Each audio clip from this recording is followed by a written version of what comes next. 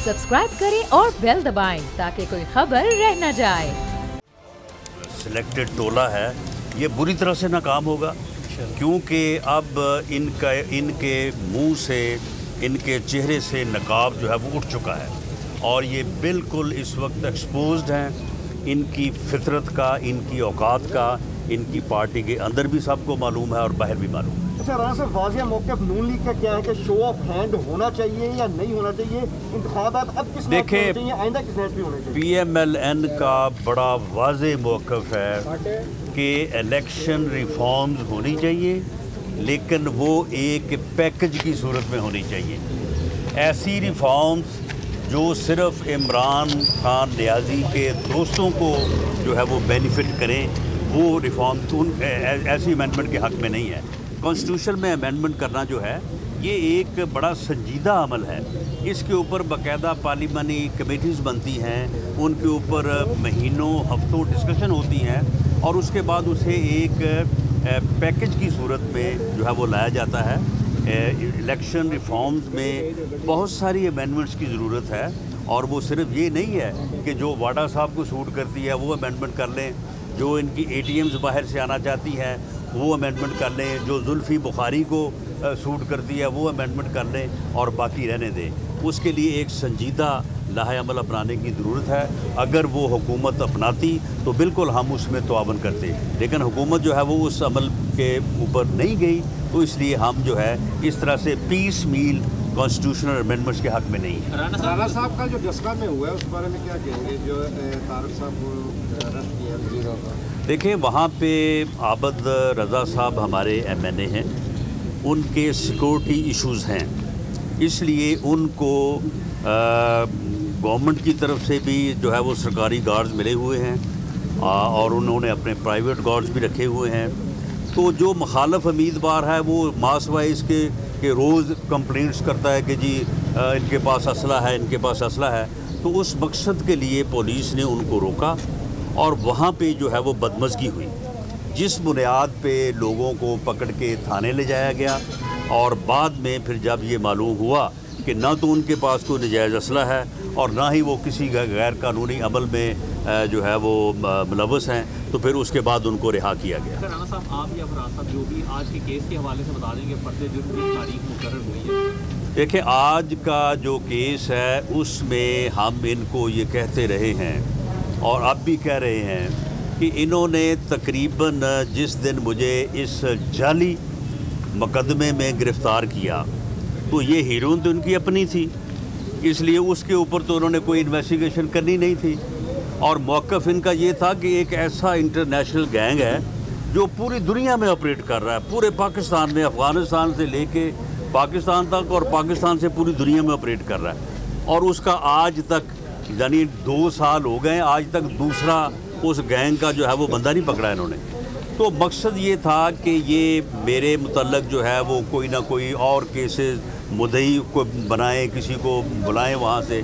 तो वहाँ से जितने भी हमारे मुखालफीन थे वहाँ फैसलाबाद में कोई 250-300 बंदों को बुला के इन्होंने थ्रेट किया, बुला के उनको परसुएट किया कि जी आप किसी न किसी झूठे इल्ज़ाम के साथ जो है वो सामने आए। उसमें ये नाकाम रहे। हमारा ये मौक़िफ़ है कि जितने लोगों को आपने शामिल तफ्तीश किया है उन्होंने अगर हमारे ख़िलाफ़ बयान नहीं दिया, हमारे हक़ में बयान दिया तो उसकी कॉपीज़ हमें दें और वो उसको भी जो है वो तफ्तीश का हिस्सा बनाएं।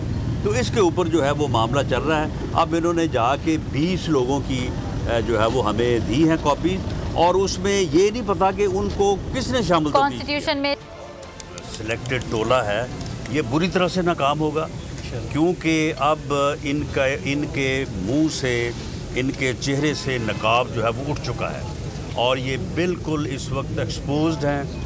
इनकी फितरत का, इनकी औकात का, इनकी पार्टी के अंदर भी सबको मालूम है और बाहर भी मालूम है। अच्छा, राना साहब, वाज़िया मौक़िफ़ नून लीग का क्या है कि शो ऑफ हैंड होना चाहिए या नहीं होना चाहिए?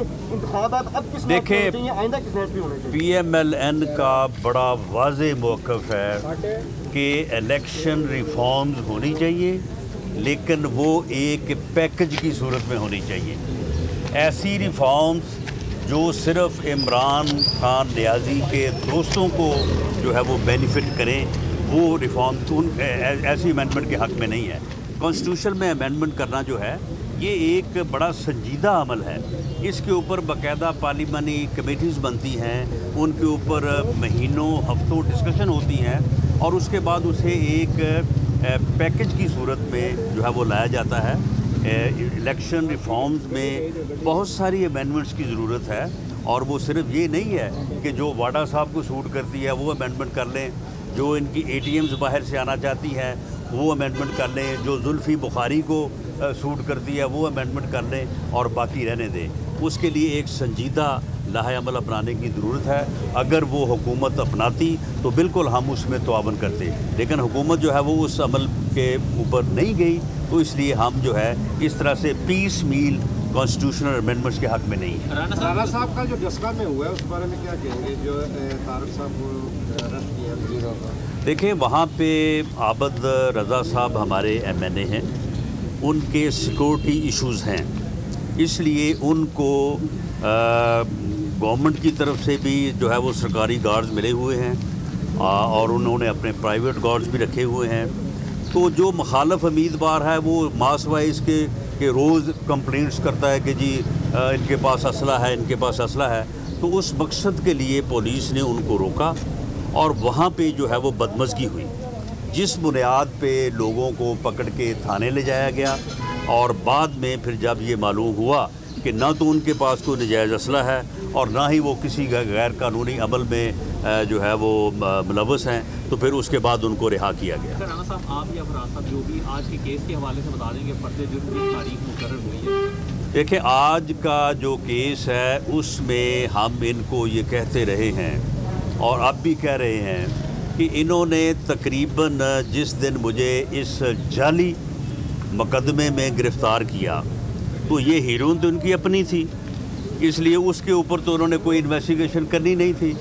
और मौक़िफ़ इनका ये था कि एक ऐसा इंटरनेशनल गैंग है जो पूरी दुनिया में ऑपरेट कर रहा है, पूरे पाकिस्तान में, अफ़गानिस्तान से लेके पाकिस्तान तक और पाकिस्तान से पूरी दुनिया में ऑपरेट कर रहा है। और उसका आज तक यानी 2 साल हो गए, आज तक दूसरा उस गैंग का जो है वो बंदा नहीं पकड़ा इन्होंने।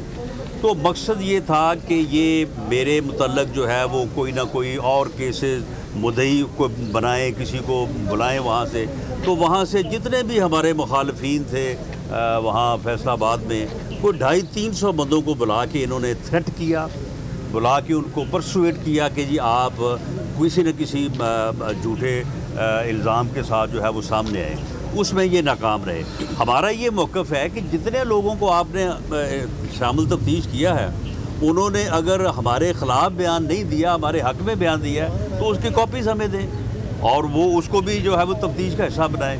तो इसके ऊपर जो है वो मामला चल रहा है। अब इन्होंने जाके 20 लोगों की जो है वो हमें दी है कॉपीज़ और उसमें ये नहीं पता कि उनको किसने शामिल कॉन्स्टिट्यूशन में।